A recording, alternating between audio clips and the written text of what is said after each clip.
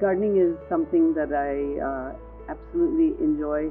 You will find me every day in the garden, and I usually come back with hands dirty, soil in my nails and on my face and clothes, and that's okay because it's where my passion lies.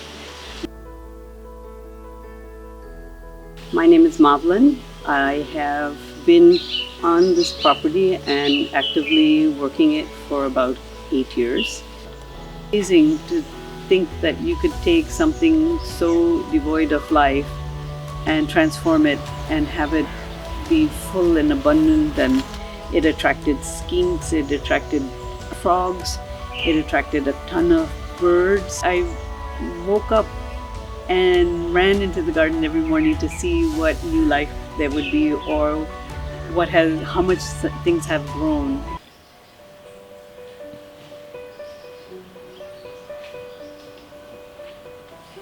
It is on laterite stone, so there's not much soil, and the soil that is there is clay. I started designing it to look like a leaf. You get that Monstera gigantica, I think, that has the holes, and the cuts would be where you would walk. Leaf part would be where we made mounds and planted on that. Food forest has been in action, I guess, for the last 3 years. Started things from seeds, I started things from cuttings. People would give me plants, share. I would give them plants to share, and little by little, the number of plants that I've gotten has expanded to 70 at least, and I keep adding more. To grow trees, I just used old tree barks and made mounds so that we wouldn't have to dig deep. We grew it from above, and that has worked out really well.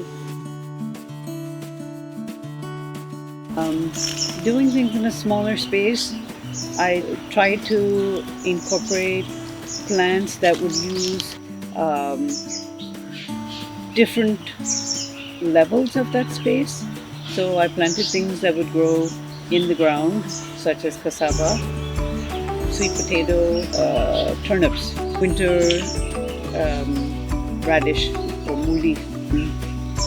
Then there was things that would grow that would just cover the mounds that I planted them in. There were plants that were lower in height, some that were bushier, and then trees, as well as creepers that would go around those trees. I used wire towers. Got some like chicken coop wire, closed it off. I have some that are 4 foot, I have some that are 2 foot, and planted very vertically.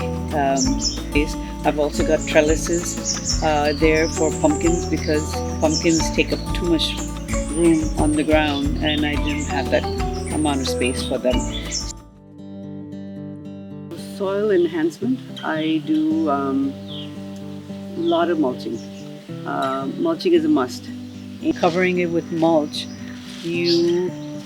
there's several benefits. One is to retain moisture. Another one is to keep jung leaves from coming up.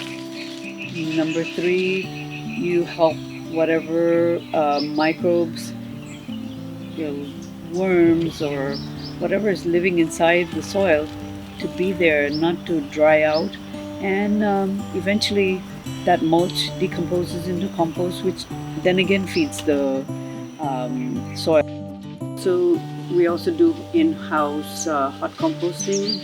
I also have a drum of black soldier fly larvae for the chickens, and we put leftover foods in there, and there's a drainage at the bottom, so that black gold is then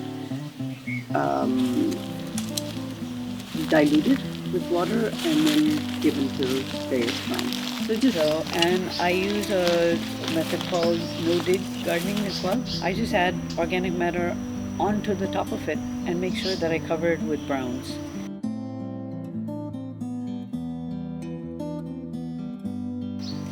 One of the things I really love is I've taken a lot of time to study which plants have edible flowers, and I love using those in my salads because it not only looks beautiful but it tastes nice, and also some of them have medicinal value also. So it's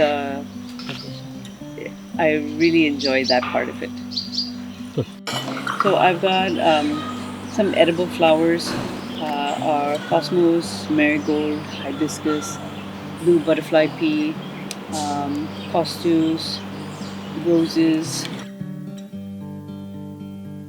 So throughout the year, I'll get different harvests.